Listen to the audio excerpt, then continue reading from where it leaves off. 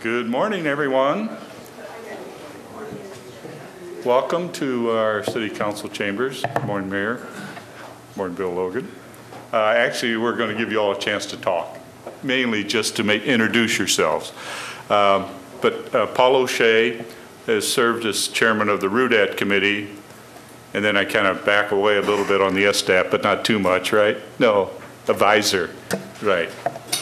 And appreciate the opportunity to be here, have you all here, and actually to move forward with the Sustainable Design Assessment Team SDAT project.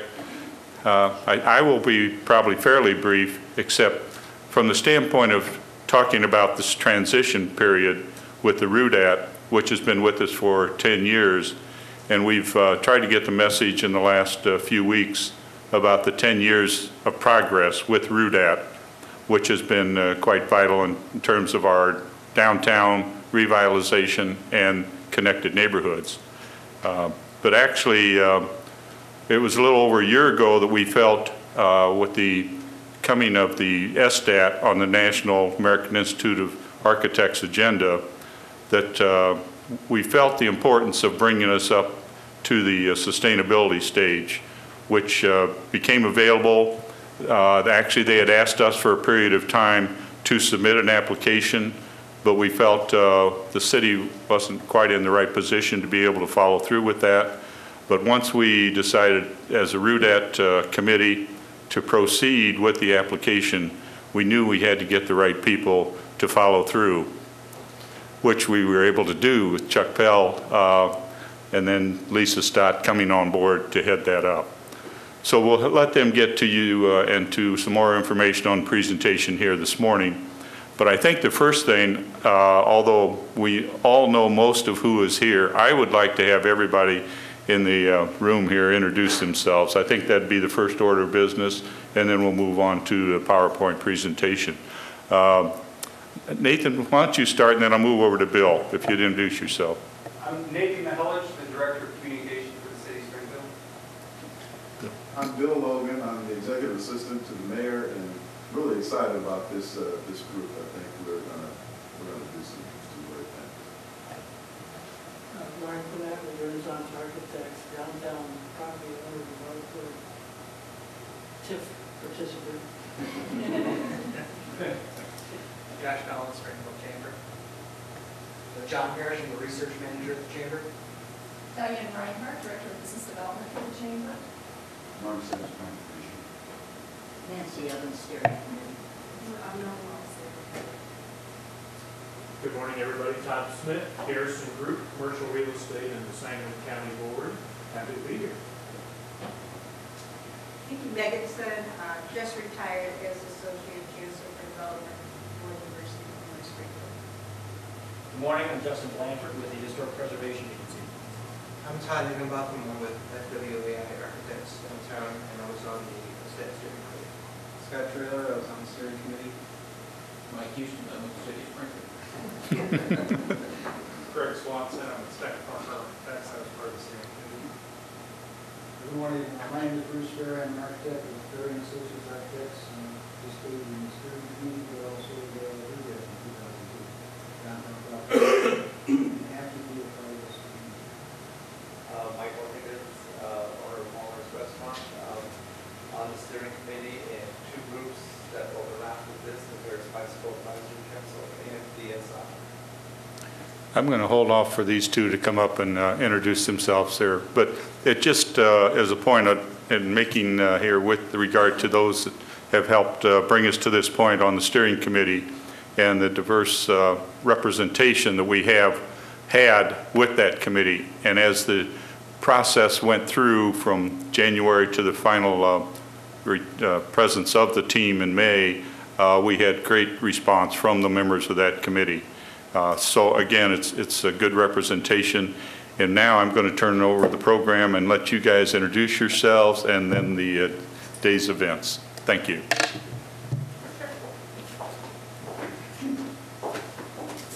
Hello, I'm Lisa SDAT. I was the co-chair of the SDAT Steering Committee, and I will be the co-chair of the SDAT Action Committee going forward. I'm very excited about that.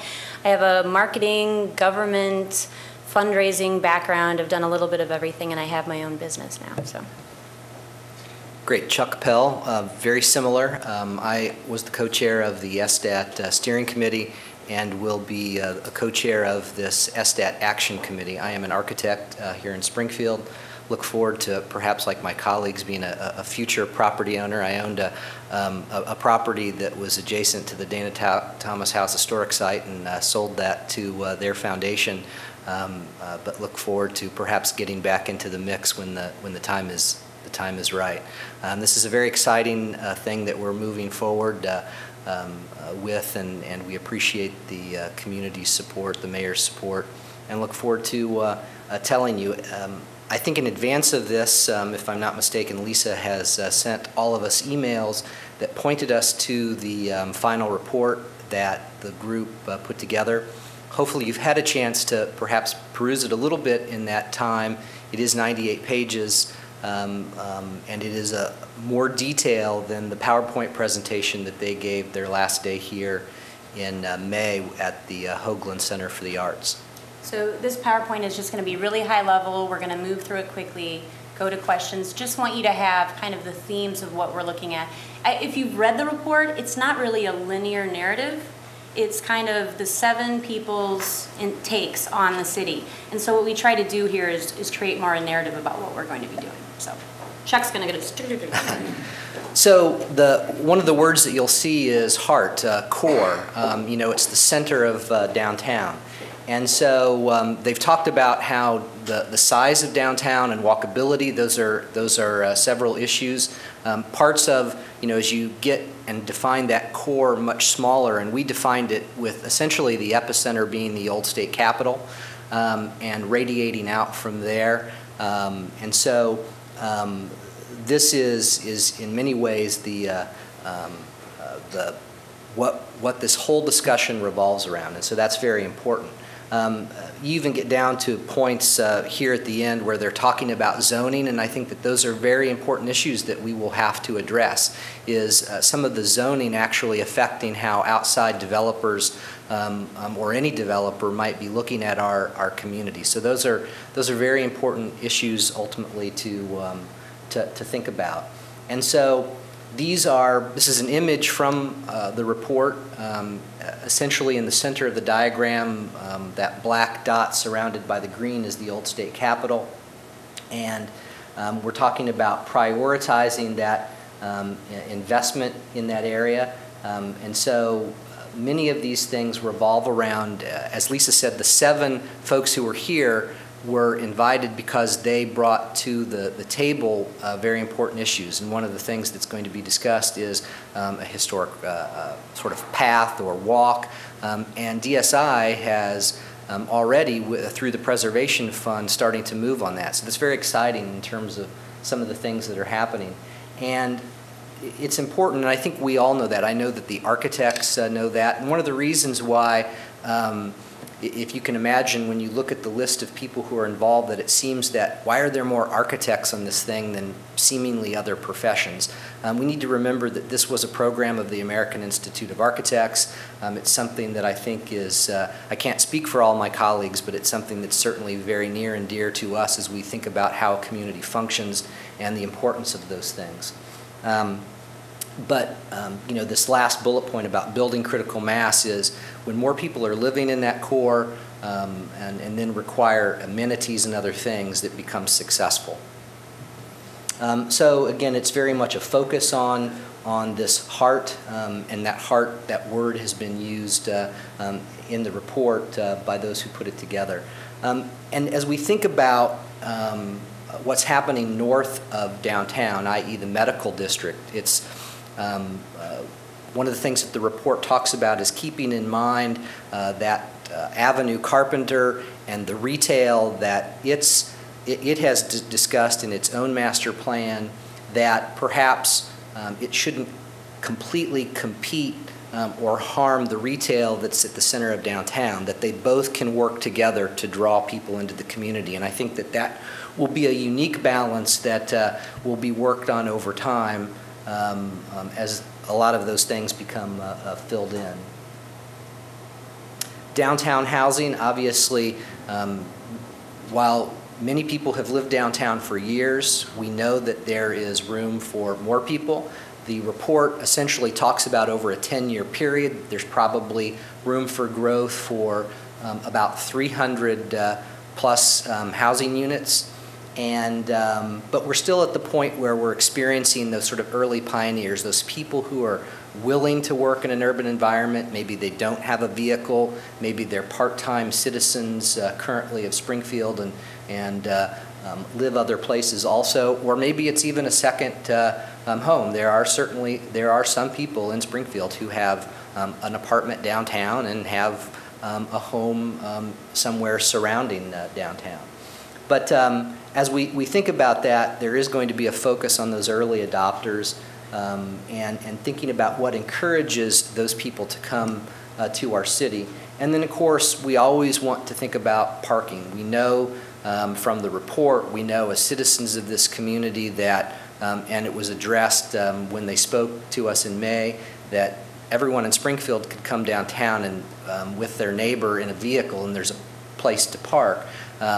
But the perception is there's not. And so that is something that needs to be dealt with. And especially as it concerns residential space, we need to be able to provide perhaps more secure 24-hour space for those people in that environment.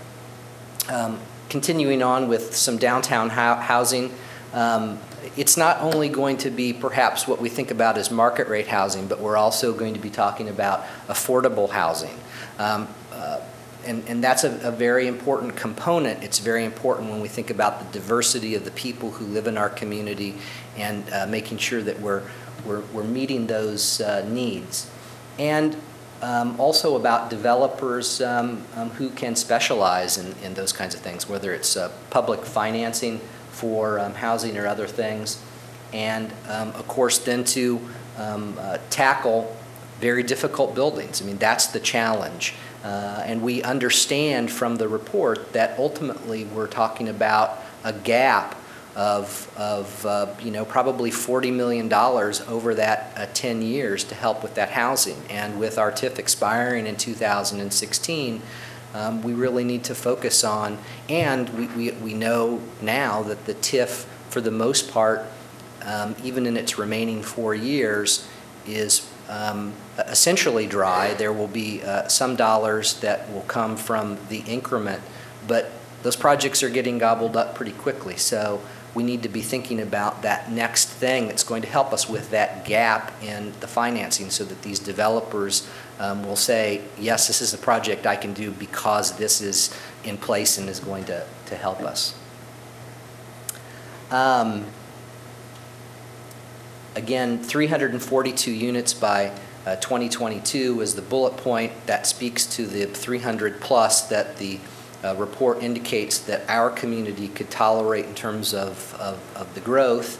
And so that's, developers have to be careful about that. There might be people who think, well, why don't you just build another townhouse, or why don't you build a 10-story building that has 300 units in it? It's not really the way a city works. It probably wouldn't be healthy for a city to put all of those things in one place. But all of those things will come together through the market forces and other things that are important that drive that conversation. We know that we have significant amount of empty upper floor space, but we also know that not every upper floor is going to be suited to residential space. But are there other things that it could be besides office space? And those will, again, be considerations for future developers and property owners to think about. Then is the discussion of lifestyle. Clearly living in an urban environment, spending a lot of time probably walking or riding your bike as opposed to driving your car is obviously different than living at the edge of a city in a suburb in a rural area. And it's obviously not a lifestyle for everyone, it's clear.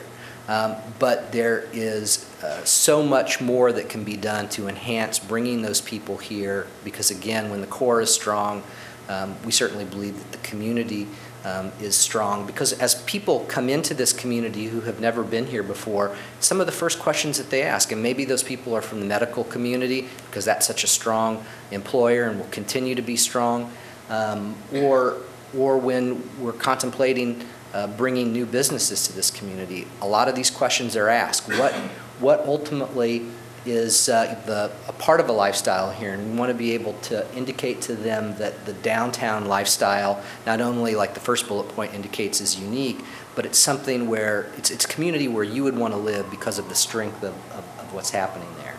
And that involves everything from green space. The photo that's shown is actually in New York City, and it's called the High Line, and it was recently developed and opened up, and it has done amazing things. Now, obviously, New York City is a completely different place than Springfield, but it's potentially a model of some attributes that could make its way down to a smaller urban setting. And thinking about even bullet points like being pedestrian friendly. Here we have a surface of a building at ground level. It had a lot to do with the programming of that particular structure, but here was opportunity to be more pedestrian friendly, to perhaps have a storefront, to have something that connected that building to the street. It's otherwise a place where people want to move quickly through and get to where there's something that is more exciting, a place to eat, a place to shop, or just simply a better place to experience. And so these are important things that we'll certainly talk about and consider, and perhaps have an impact, again, on zoning and other things in the future. The other is the visitor experience. John Shields, who was a part of that, who's deals a lot with historic preservation and is from Boston, has really lifted up our story because there's so much to the Springfield story. There's naturally things that we know about, Lincoln, Route 66, but how do you continue to engage people so that they want to stay longer and understand more of the story instead of just highlights from that story? And so there's a great opportunity. I'm excited about what DSI is doing in terms of their wayfinding that they received the other night, a grant from the Preservation Fund, which is held at the Community Foundation, and that's very exciting for them to kind of be the first one to deal with that, and appropriately so. Transportation, clearly one of the things that we need to think about is, do we need to slow drivers down? Do we need to slow them down to experience what's happening so that they understand, instead of just whizzing through downtown and not understanding its fabric, what's there for them to experience? And so that's very important. Again, parking will be addressed, frankly, in a lot of these issues, whether it's transportation, housing, and how to continually make that better, not only from the perception, but actually make it better. Again, so much room for improvement with the sidewalk experience. We certainly have restaurants that have outdoor dining, which many people, not only in our community, but from outside our community, enjoy. And those are just really the beginnings of those kinds of things to make that experience better. As we continue on with transportation, there are various corridors, whether it's the 11th Street corridor or the 6th Street corridor, that need to be looked at.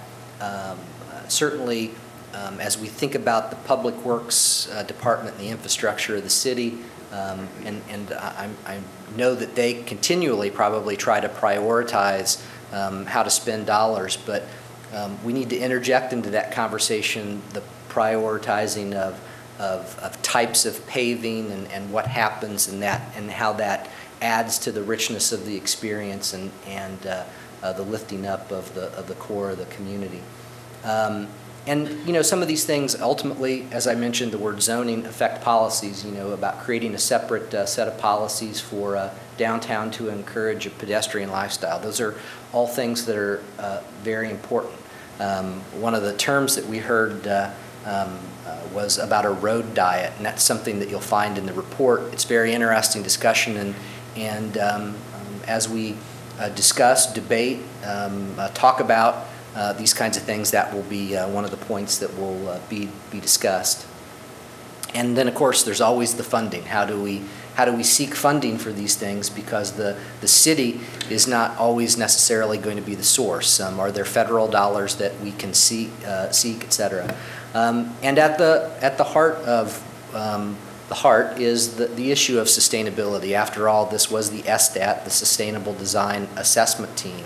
And the notion of sustainability is huge and important. I had discussions recently at an AIA conference in Champaign with some of the students.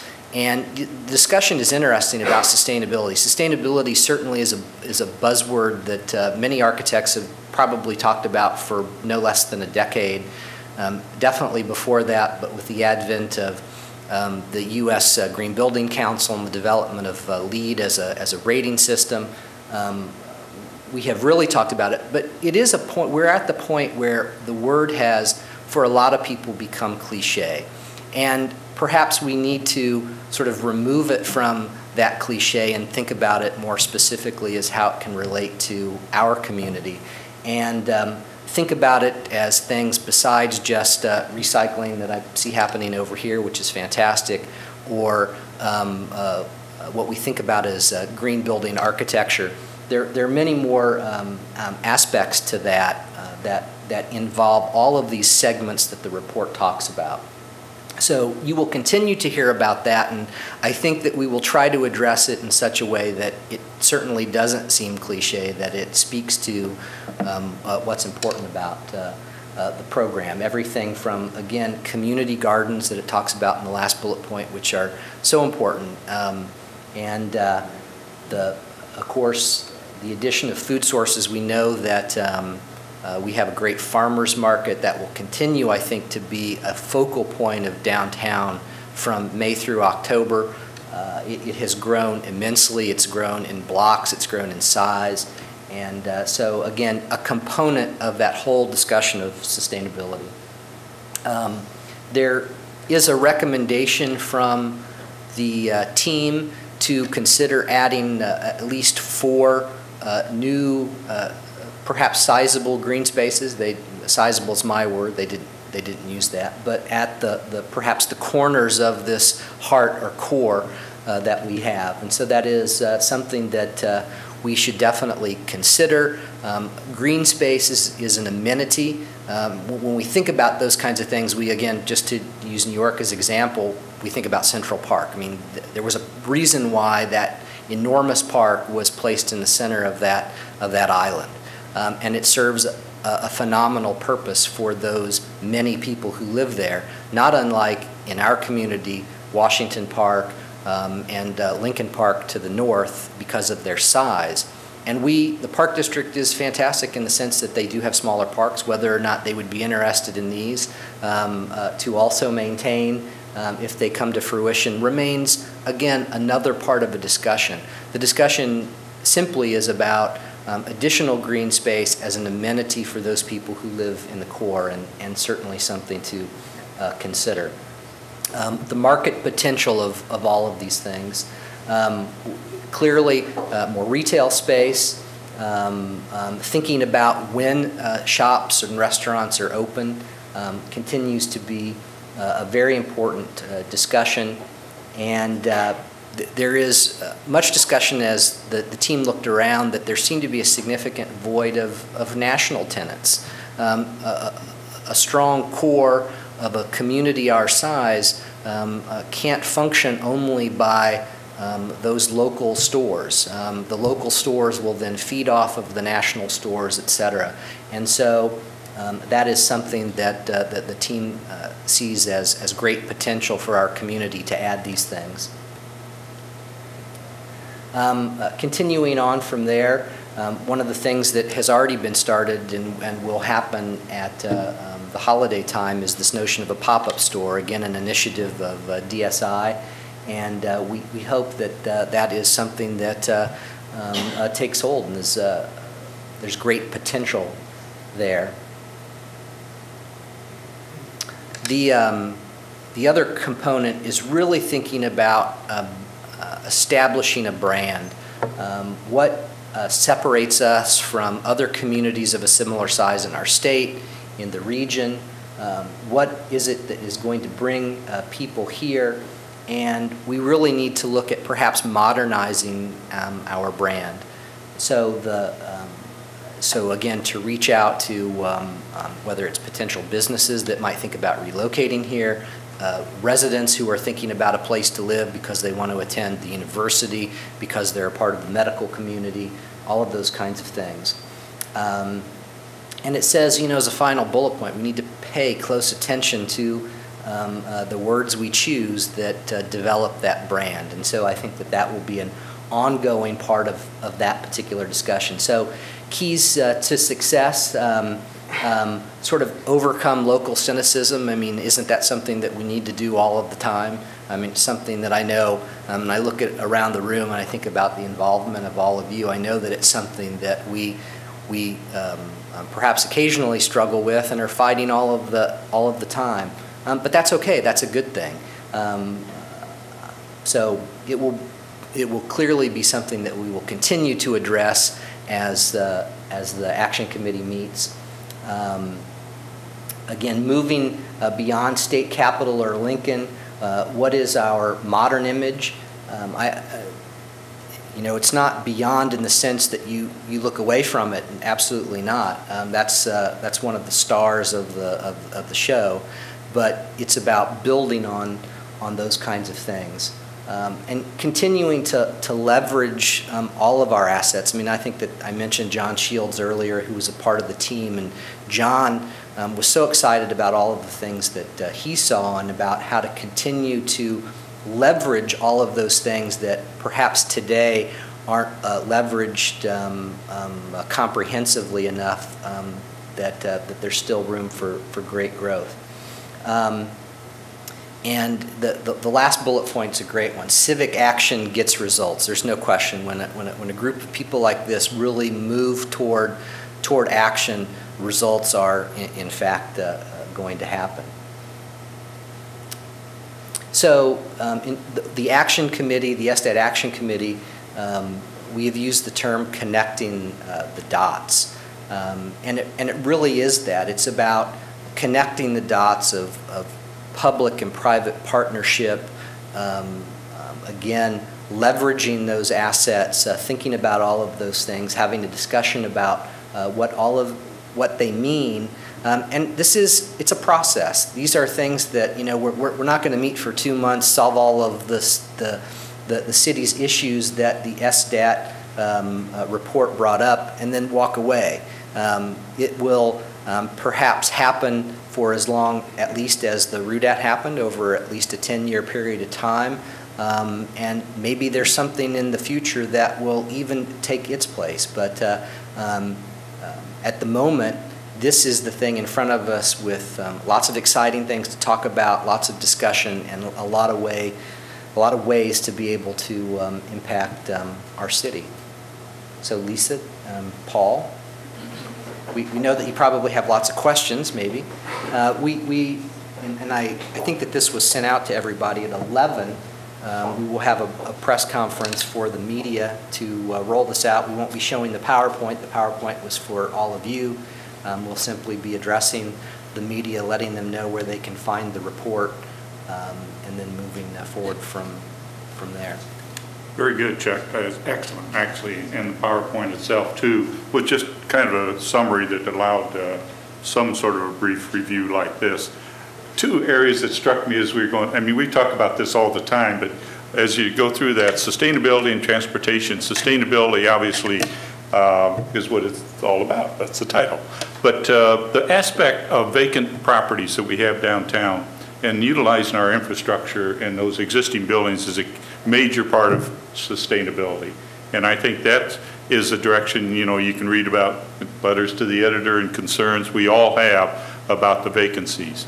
And if we can move forward with this particular program, that'll be one of the keys. And certainly there is a demand for residential. We're in a unique situation, I feel, to help move that particular program forward. So that's obviously on the sustainability. The transportation, it was thinking back when the team was here, our Department of Public Works, whom you mentioned, Chuck, they were present at several of the one-on-one sessions with the team members, and the issues that were brought forward about transportation, they were providing information and receiving information from that team, which is a big part of what the program is all about.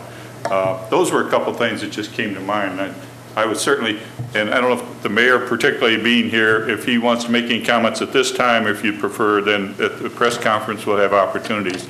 But definitely open it up. And Lisa, I don't know if you have any additional comments too. Well, I just wanted to add a little bit to the whole connecting the dots thing. I mean, we're all involved in downtown revitalization already, and it's a matter of, you know, figuring out, leveraging our strengths, figuring out which organization is doing the best in this area. Okay, they're handling that. This organization can do this in this area, and we're all working together going the same direction. So that's really what the action committee will help with.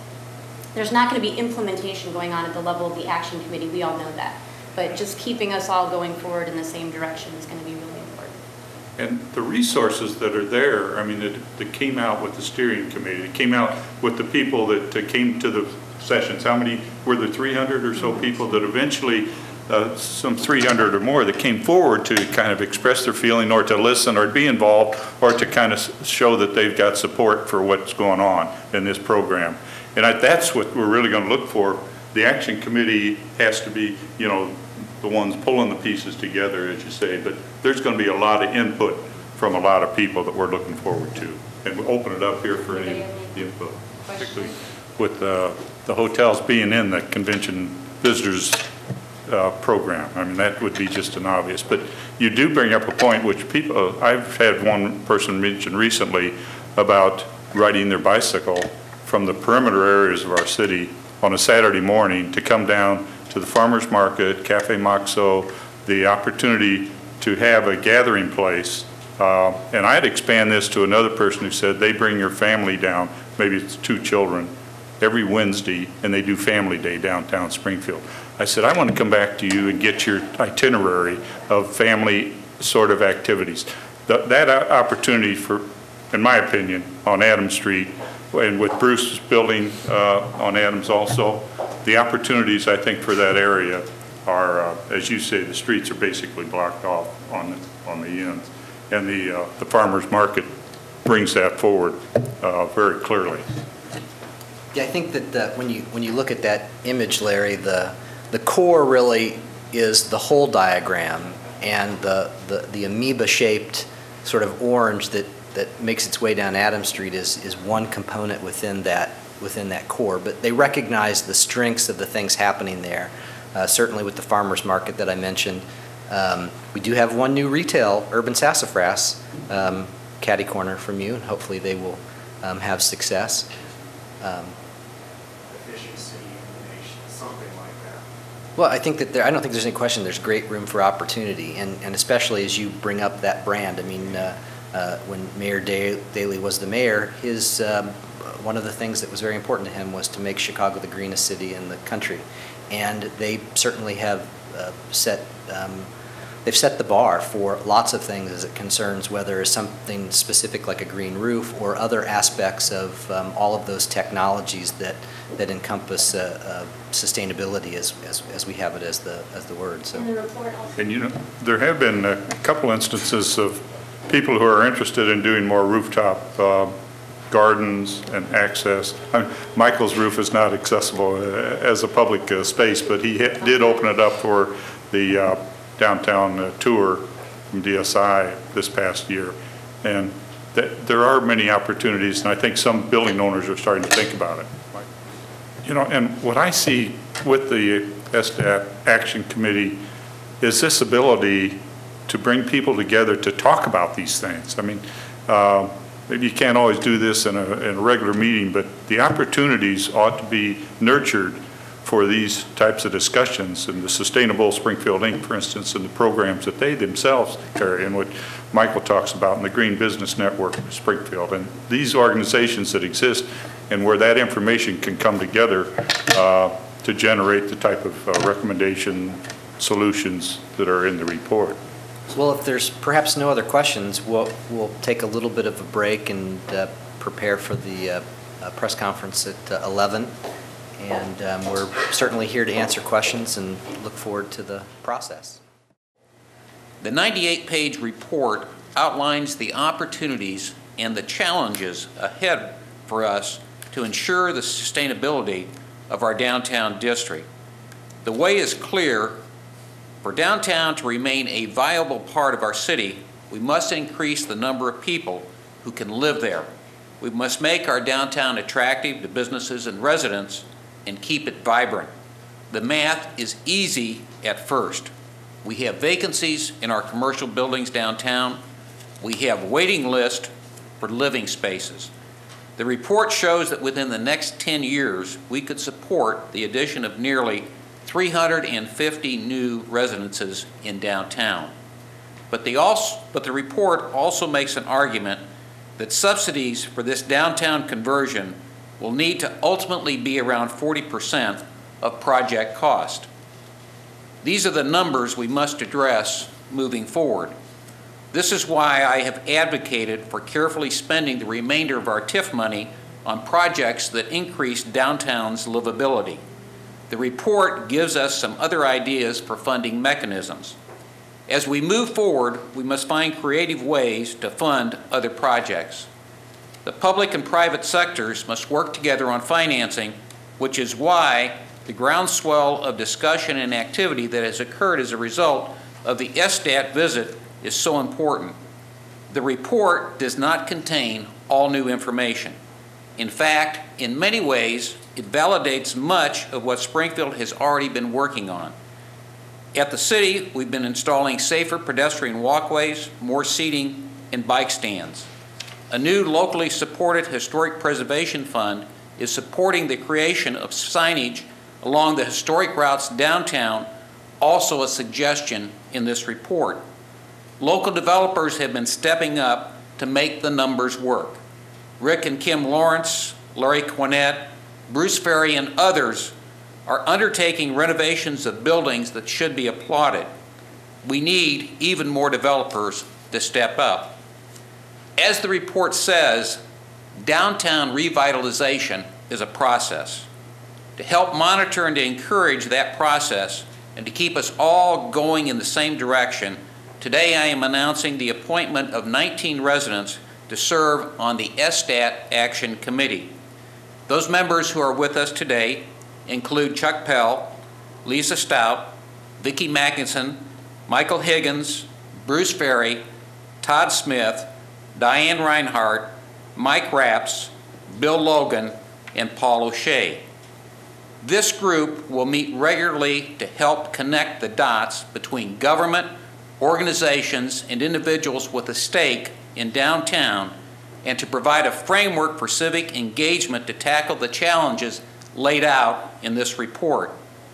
If you share our vision of the downtown as Springfield's urban residential center, I encourage you to get involved as well. There is plenty of work to go around. And now I'd like to ask Chuck Pell to come forward and talk a bit more about the other aspects of the report. Chuck?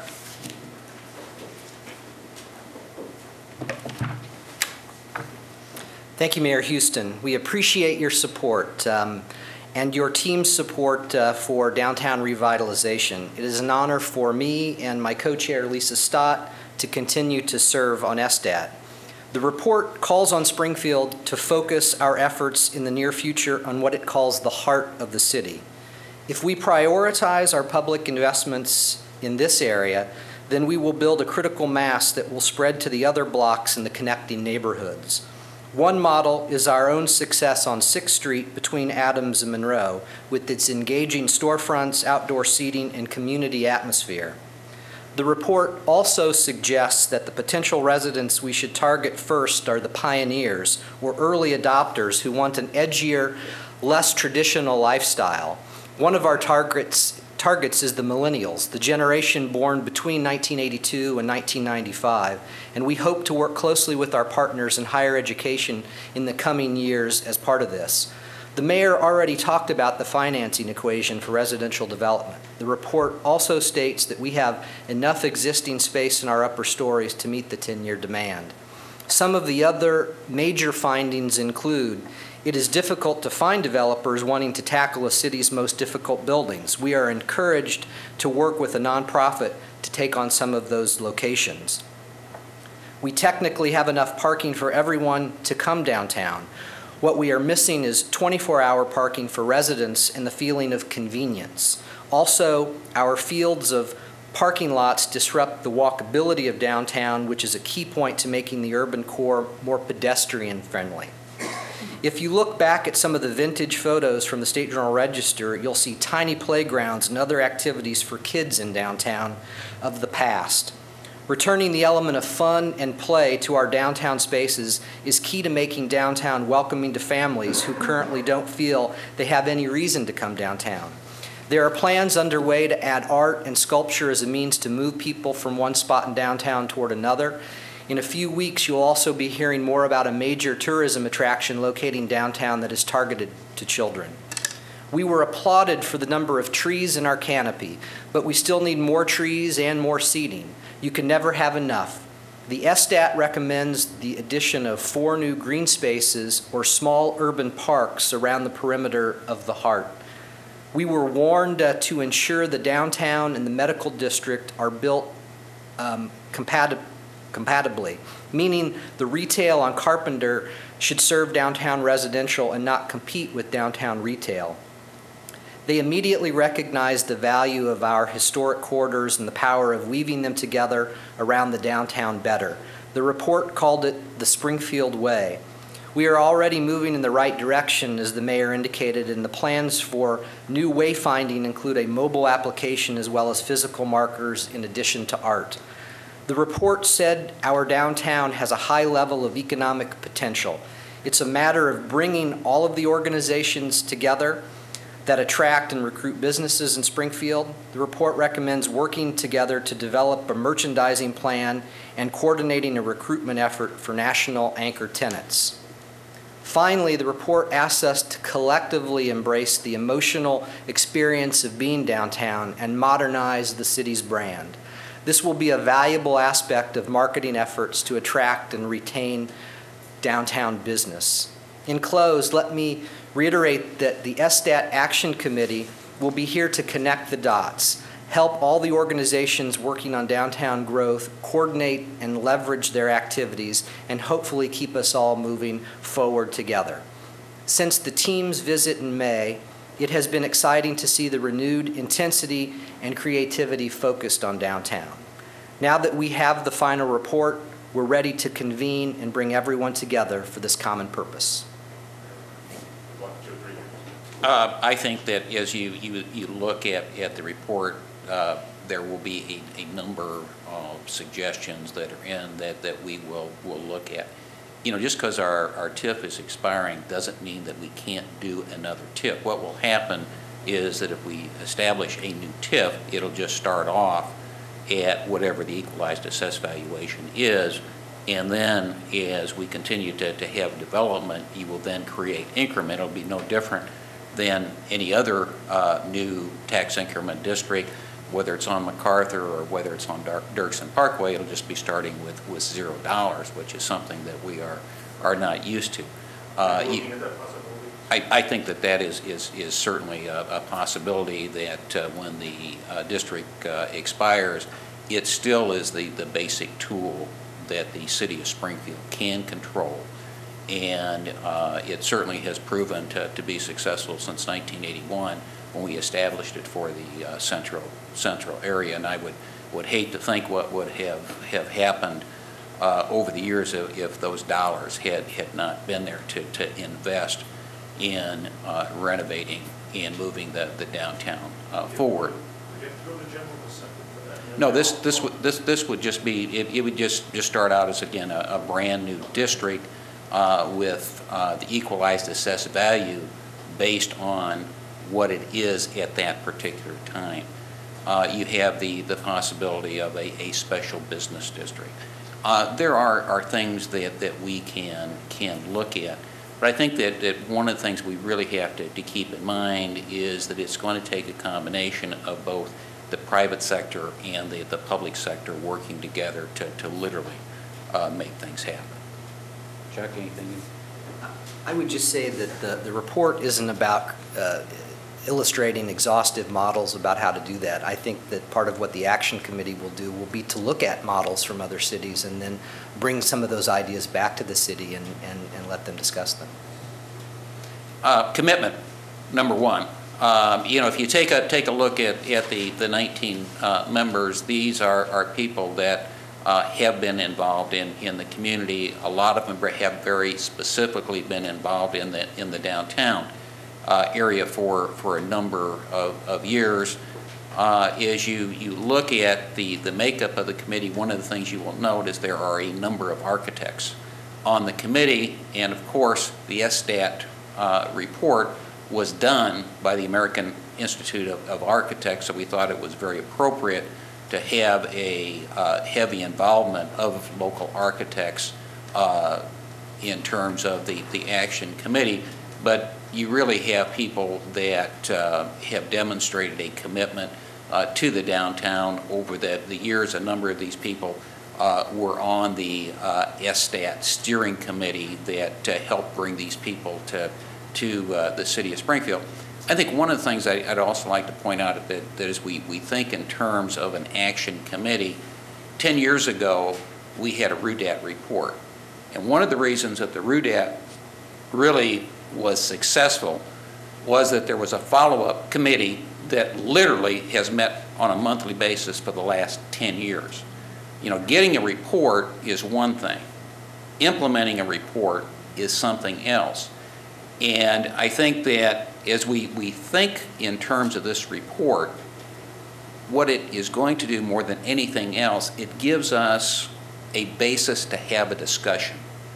And out of that discussion, we'll come up with our own ideas as to how we can improve the downtown. And we keep a focus on the downtown. And again, one of the things I like to mention is that the downtown area is both the property tax and the employment base of this community, so that as we think in terms of our future, it really is important to protect that property tax base and to protect that employment base.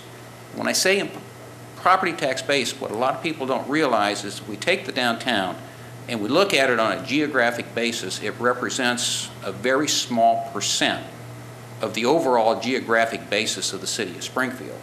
But if you look at the property taxes that are generated out of the downtown, it multiplies its geographic area. So it literally subsidizes every single family homeowner in the city of Springfield. And most people just don't realize it.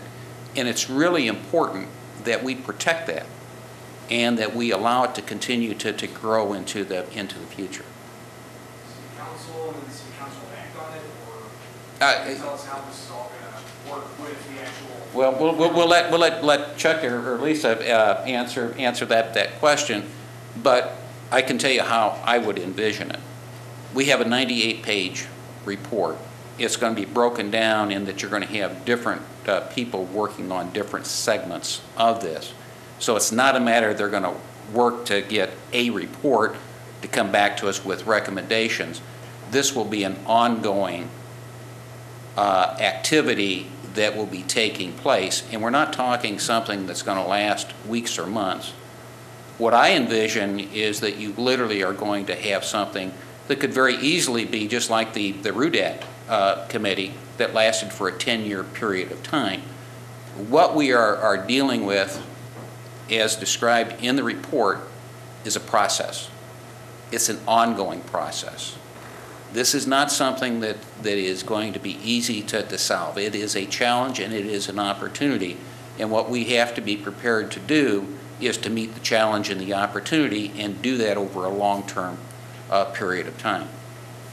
Well, I think that the mayor highlighted the words process. I mean, that's so important. He talked about it when he addressed you earlier and talked about it just now, and that really kind of dovetails into the question about, the 19 of us that were selected to kind of be the first SDAT action committee, if you will.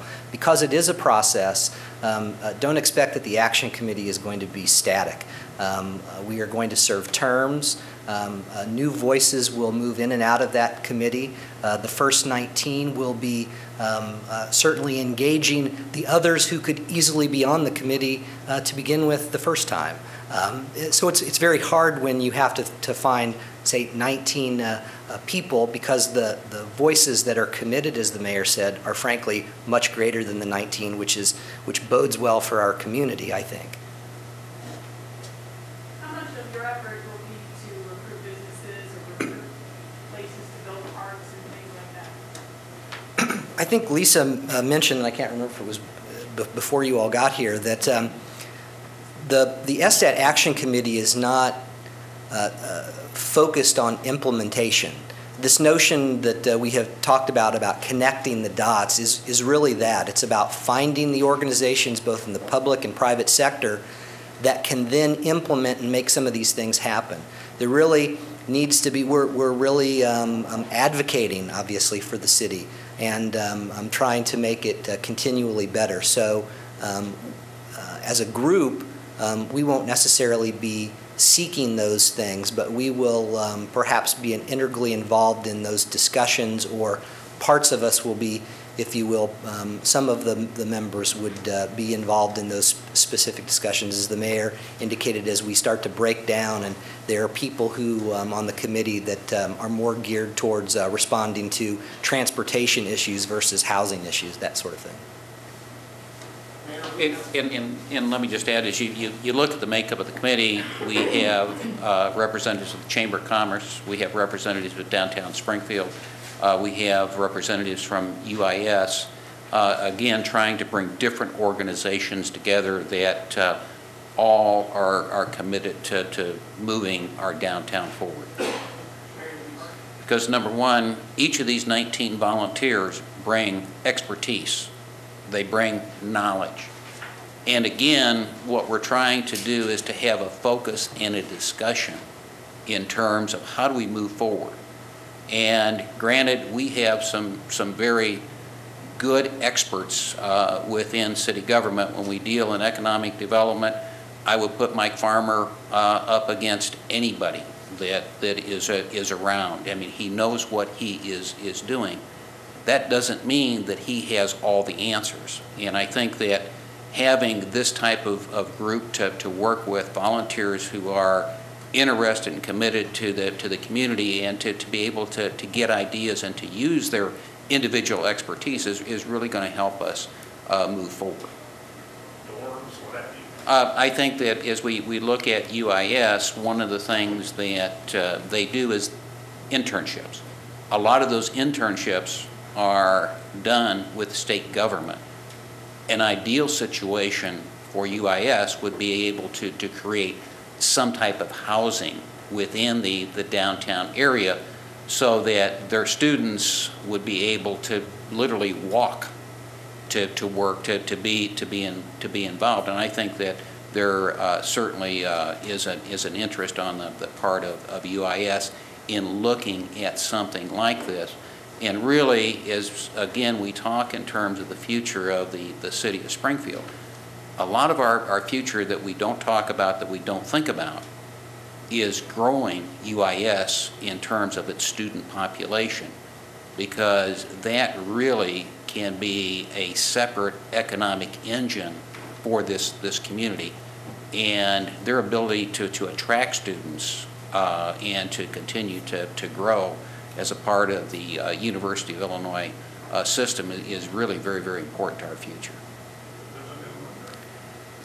I would point out to you that there was an ordinance before the City Council some time ago where we had asked the state of Illinois to declare the balance of that block, which is owned by the state of Illinois, as surplus property.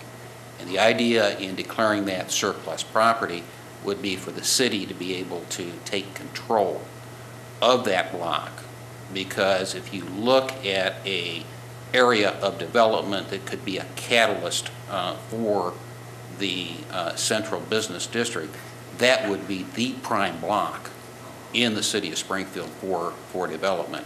And the only way that you could do that would in fact do that as an entire block. What's the status of the ordinance again? We passed an ordinance probably some months ago. I'm not sure. I'd have to go back and look, but it was probably sometime this summer. Has there been any response from the state? There's a process that's the state follows. Mm-hmm. So that's a possibility that it would, explain that to me again.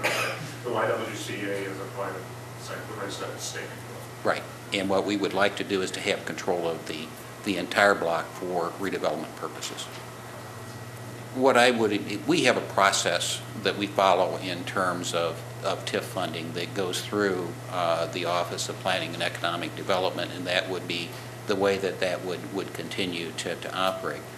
That is not to say that we would not work with private developers that may want to approach the group with, again, ideas to see what they might be able to come up with in terms of feasibility and in those types of things. But I think that when we talk in terms of the private sector, what we are also going to be looking at is investment in this process by the private sector along with the public sector in order to make something happen. So. Well, it's a good question, and one sometimes I wake up in the middle of the night asking myself. But I believe that the downtown is the cultural center of our community, and it is really the image that sets, or the aesthetic that defines our community. And in a time when urban sprawl and big box stores really deface communities of their identity, it's the downtown that is the important and the character of a community. So downtown Springfield's been home for me Springfield's been home for me for a long time. Our business is downtown, and I enjoy working with the old buildings. Tell them about your property. Oh, Snip Barnes. It's a great building. It's a building on Adams Street. It's a building that I've grown to know and to appreciate more and more. It's original in every aspect, from 1890s to 1930, and so I feel committed to making sure that we move forward with the preservation of the building, respectfully of its original character and its quality, because it's so intact. It's really a jewel, and I am moving slowly forward, but I'm anxious to share it with everyone here in the community because it's really a treasure. And we've worked on many, many buildings downtown, and this one is far and away the most exciting that I've been involved with. And again, I'm looking forward to sharing it with the entire community. So. For those of you that may not be familiar with the project, this is the old printing building that's located on Adams between 4th and 5th on the south side of the street. And what you may not realize is at one time that was a hotel. And one of the things that Bruce has indicated is that when he went in there and you got to the upper floors, basically it was still just had been sort of shut down and nobody has touched it in years. And I mean, that literally is something that he gets very excited about. For any of you that were with us when Rick Lawrence was giving the tour of the Ferguson building, you're talking about somebody who has a real passion to take a building and restore it to the way it was in 1906. And I think that, when you find someone, whether it's Bruce or Larry Quinnett or Rick Lawrence, they have a passion for what they are doing. It's not a matter of they're looking to make money. It's really a matter that they have a passion to restore something and to really improve the community. And I think probably in the 10 years that the RUDAC committee has been meeting, the press really hasn't beat a door. Maybe the first year they did.